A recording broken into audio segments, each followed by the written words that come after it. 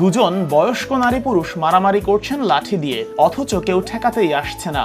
এদিকে আবার একজনের হাতে বাঁশ, অন্যজনের হাতে মস্ত বড় দা। পাশে একদল লোক আবার যে যাকে পারছে লাঠি দিয়ে আক্রমণ করছে। হাজার বছরের গ্রাম বাংলার ঐতিহ্য ফিরিয়ে আনতে এই আয়োজন। কিউট বৈশাখী ক্রীড়া উৎসব 1433। হারিয়ে যেতে বসা হরেক গ্রামীণ খেলা নিয়ে পয়লা বৈশাখের আয়োজন রাজধানীর পল্টন ময়দানে, যেখানে দাড়িয়াবান্ধা, গোল্লাছুট, কানামাছি, বউচি কিংবা জব্বরের বলি খেলা সহ নানা গ্রামীণ খেলার আয়োজন হয়েছে।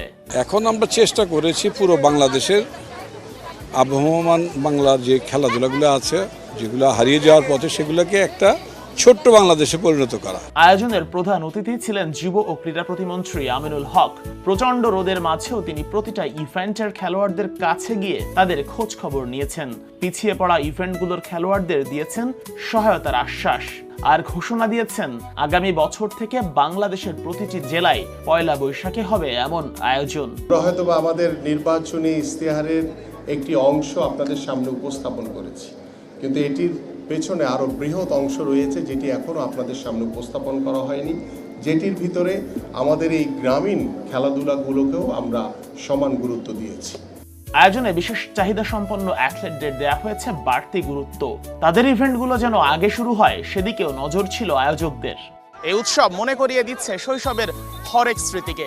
দাড়িয়াবান্ধা, গোল্লাছুট, বউচি সহ কত শত গ্রামীণ খেলা সবেরই মঞ্চায়ন হয়েছে এখানে, যা সবাইকে নিয়ে গেছে সেই সোনালী শৈশবে। নিশ্চয়ই প্রতি বছর এমন আয়োজন থাকবে অব্যাহত। শেখ আশিক, ৭১, ঢাকা।